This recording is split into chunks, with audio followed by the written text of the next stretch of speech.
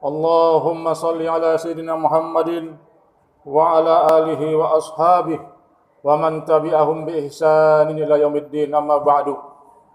Faya ibadallah usikum wa iyaya binafsi bitaqwallah faqad fazal muttaqun. A'udzu billahi minasyaitonir rajim. Bismillahirrahmanirrahim. Ya ayyuhalladzina amanu taqullaha haqqa tuqatih wa la tamutunna illa wa antum muslimun.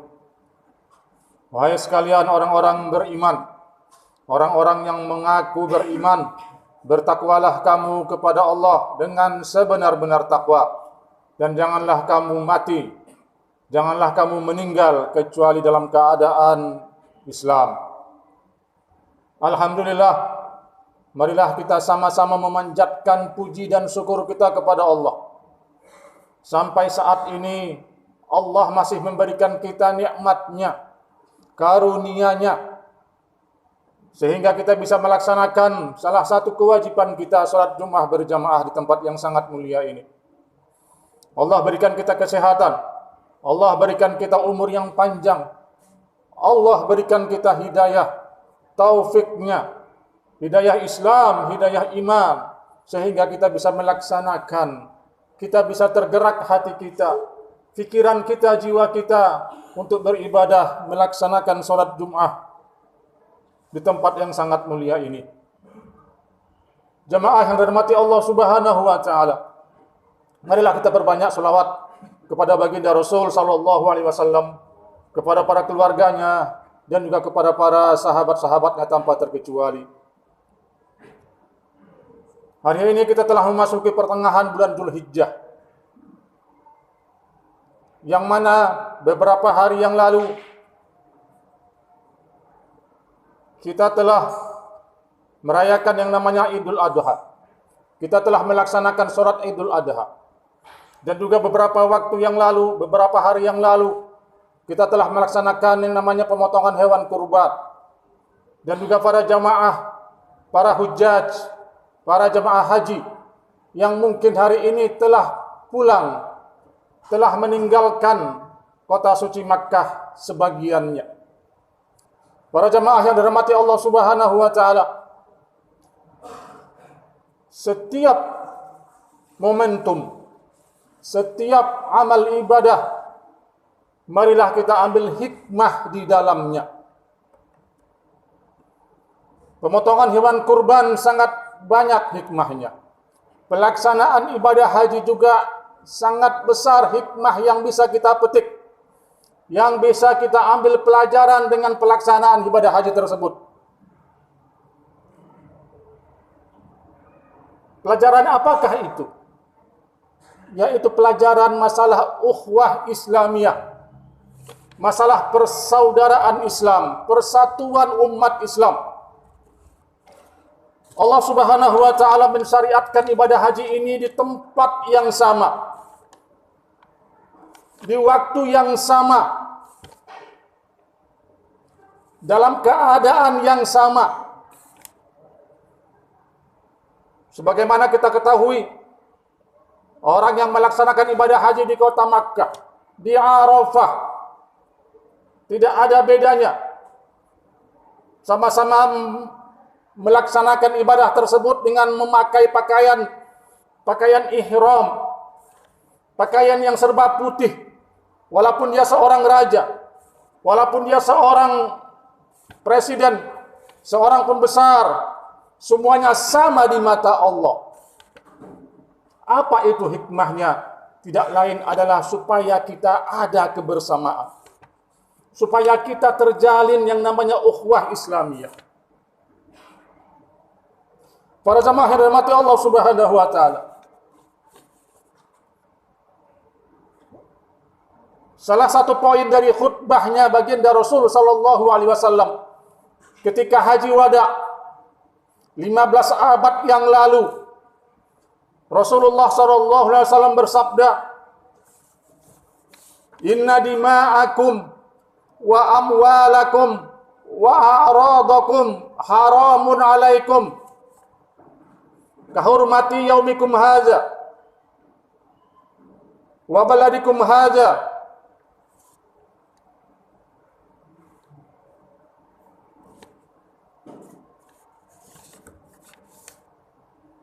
wa syahrikum hadza.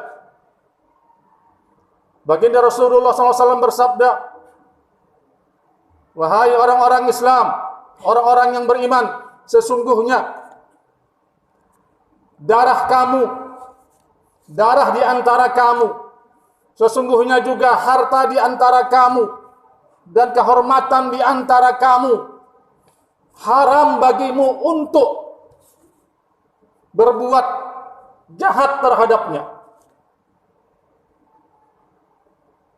Haram bagi kamu untuk menumpahkan darah semena-mena. Haram bagi kamu untuk mengambil harta di antara kamu seenaknya aja, tanpa yang hak. Dan juga haram bagi kamu untuk berbuat mungkar, berbuat fasik terhadap kehormatan saudara-saudaramu. Ini di antara cuplikan khutbahnya baginda Rasulullah SAW. Sampai kapan? Ila yaumi talqauna rabbakum. Sampai kepada hari yang dimana kamu pada waktu itu ketemu dengan Rabbmu, yaitu sampai hari kiamat. Para jemaah yang dirahmati Allah Subhanahu wa taala, 3 prinsip dasar ukhuwah ini Rasulullah mengajarkan kita 15 abad yang lalu, yaitu tepatnya pada pelaksanaan ibadah haji. Darah, jangan sampai kita menumpahkan darah saudara kita. Jangan sampai kita membunuh saudara kita, yang itu merupakan suatu perbuatan yang sangat keji, perbuatan haram yang sangat besar. Faman yaqtul mu'minan muta'ammidan fajaza'uhu jahannam khalidan fiha wa ghadiballahu alaihi wa la'anahu wa a'adda lahu azaban 'azima. Dalam Al-Qur'an Allah Subhanahu wa taala berfirman, barang siapa yang membunuh saudaranya dengan sengaja, maka baginya neraka jahanam kekal di dalamnya, dan Allah murka kepadanya, wa la'anahu, dan Allah melaknatnya, wa adalahu azaban azima, dan Allah menyiapkan baginya azab yang sangat besar. Ini adalah bagaimana kita untuk menjaga ukhuwah. 3 hal ini, 3 prinsip ini kita harus jaga. Yang pertama, darah. Jangankan sesama orang-orang yang beriman, jangankan sesama orang-orang muslim, sesama yang non-muslim juga kita tidak bisa semena-mena menumpahkan darahnya. Faman qatala mu'ahadan falam yarah raihatal jannah. Nabi SAW bersabda, barang siapa yang membunuh orang kafir mu'ahad, orang kafir yang mereka mempunyai perjanjian di suatu negeri, orang kafir yang dijaga oleh pemerintah kita, orang non-muslim yang mereka aman, dijaga, mempunyai perjanjian dengan pemerintah kita tidak bisa membunuhnya. Barang siapa yang membunuh kafir mu'ahad tersebut, dia tidak akan bisa mencium baunya sorga. Ini darah. Agama Islam bukan agama teroris. Agama Islam sangat melarang kita untuk menumpahkan darah tanpa hak.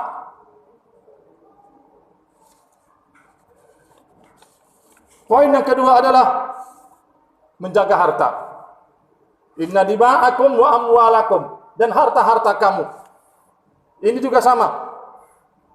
Kalau kita ingin ukhuwah kita terjaga, kalau kita ingin persaudaraan kita tetap terjaga, persaudaraan sekecil mungkin di rumah, mungkin sama keluarga, mungkin juga satu komplek, satu daerah, satu bangsa, satu negara sesama muslim, kita harus jaga yang namanya hartanya.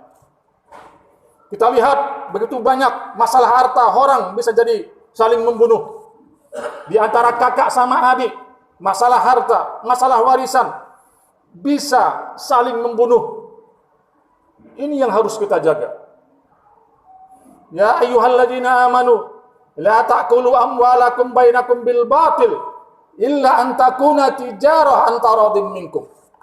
Wahai orang-orang yang beriman, janganlah kamu memakan harta sesama kamu dengan cara batil, kecuali dengan cara perdagangan, dengan cara jual beli yang saling ridho di antara kamu. Allah sangat melarang bagaimana kita memakan harta orang lain tanpa haknya. Nah, ini adalah prinsip yang diajarkan oleh baginda Rasulullah SAW. Begitu juga dalam ayat yang lain, innal ladzina ya'kuluna amwalal yatama zulman innama ya'kuluna fi butunihim nar.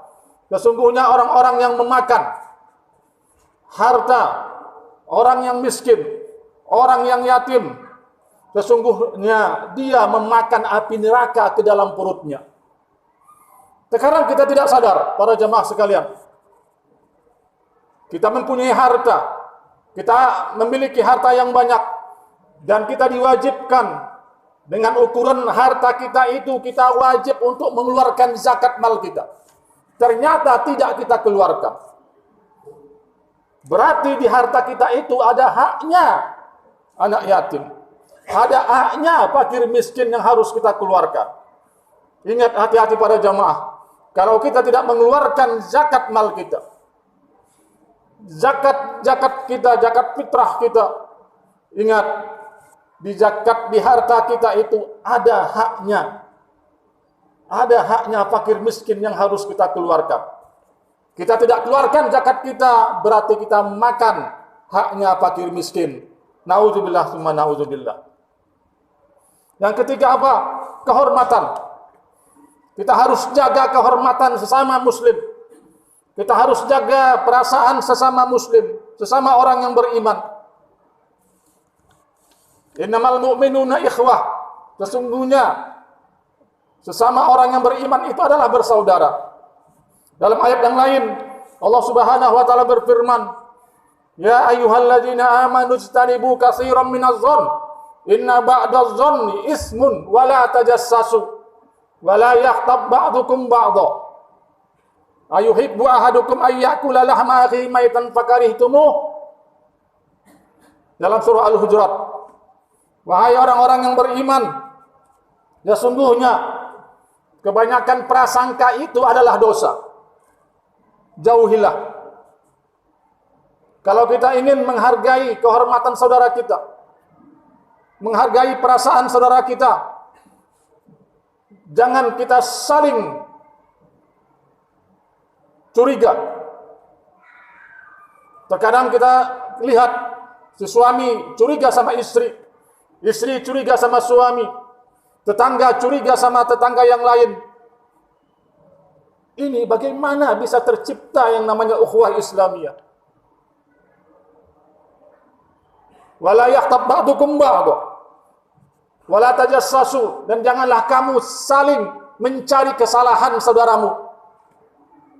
Allah Subhanahu wa taala juga mengajarkan kepada kita dalam surah Al-Hujurat ini bagaimana supaya kita berukhuwah, bersaudara, bisa menguatkan persaudaraan di antara kita. Yang pertama tadi, kita jangan saling mencari kesalahan. Kita jangan saling suudzon. Kita jangan saling berghibah. Apa itu ghibah? Ghibah adalah mengungkit-ungkit seseorang, mengungkit-ungkit kejelekan seseorang, membicarakan keadaan seseorang. Jangan sampai terjerumus kepada fitnah yang mana dia menceritakan kejelekan seseorang sedangkan sesuatu itu tidak dilakukan oleh saudaranya. Ini lebih bahaya daripada riba, yaitu fitnah. Para jamaah yang dirahmati Allah Subhanahu wa taala, disambung dengan ayat tersebut, apakah kamu mau, apakah kamu tega memakan bangkai saudaramu? Atau hibbu ayyakula lahama akhihi maitan fakarihtumuh. maka kamu pasti akan benci dengan bangkai saudaramu. Dalam sebuah tafsir ayat ini disebutkan oleh Abdullah bin Abbas rahimahullah radhiyallahu anhuma, bahwa nanti di akhirat kelak, di neraka kelak, Allah akan menyiapkan bangkai-bangkai bagi orang yang suka mengunjing, menggibahi saudaranya. Satu orang dia gibahin, satu orang dia gunjingin, berarti dia makan satu tubuh manusia, bangkai. Dua orang dia gunjingin, dua orang dia gibahin, dua bangkai manusia, dan begitu seterusnya.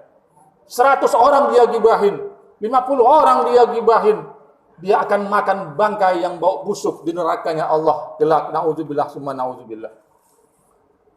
Ini 3 hal ini yang harus kita jaga. Kalau kita ingin persaudaraan kita bisa terbina dengan baik, di komplek kita, di rumah kita, di bangsa dan negara kita, 3 prinsip tadi. Yang pertama apa? Jaga darahnya, jaga hartanya, dan jaga kehormatannya ataupun perasaannya. Para jemaah rahmati Allah Subhanahu wa taala, kita kembali ke masalah pelaksanaan ibadah haji. Kenapa umat Islam bisa bersatu pada satu tempat? Kenapa umat Islam bisa taat kepada Allah dalam suatu keadaan? Mereka wukuf di Arafah tanpa sedikit pun yang memprotes pelaksanaan wukuf di Arafah. Mereka mau berdesak-desakan, mereka mau memakai pakaian yang sama. Walaupun mereka lain mazhab, walaupun beda golongannya. Orang NU bercampur baur di Arafah dengan orang Muhammadiyah.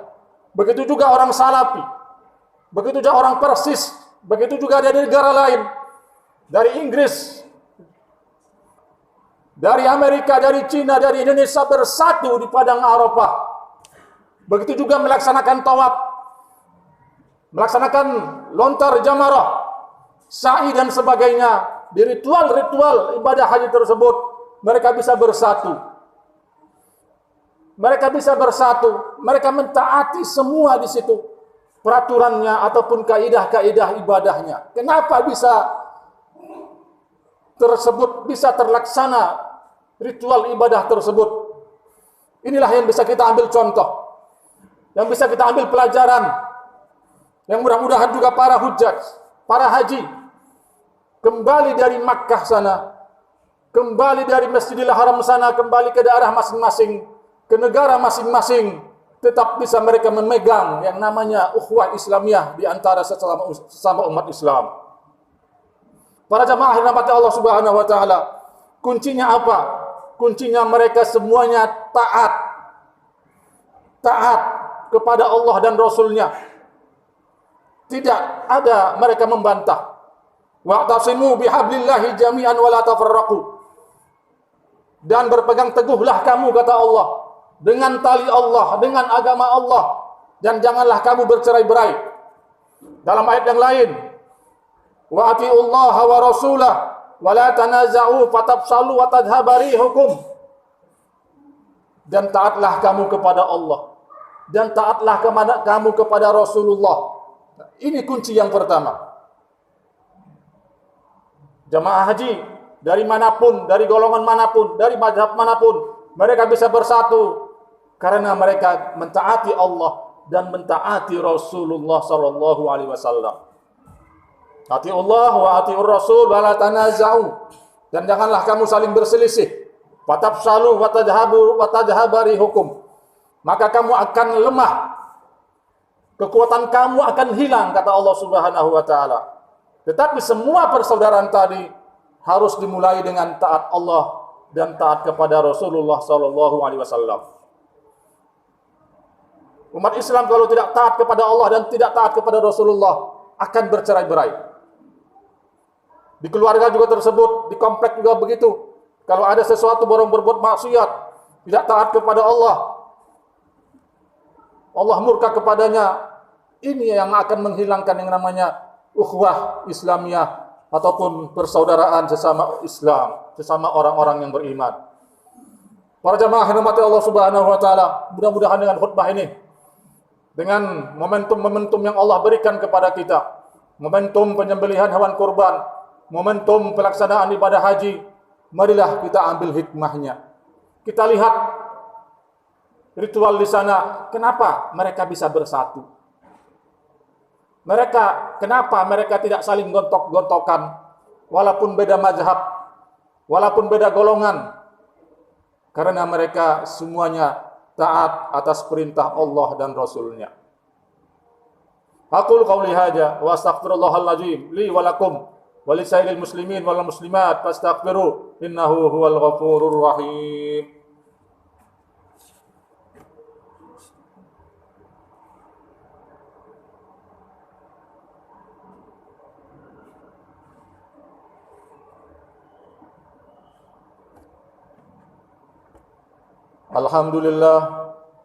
Alhamdulillahi ala ihsanih wasyukru lahu ala taufiqih wa amtinanih. Asyhadu an la ilaha illallah wahdahu la syarikalah ta'ziman li sya'nih. Wa asyhadu anna sayyidina Muhammadan abduhu wa rasuluh ad-da'i ila ridwanih.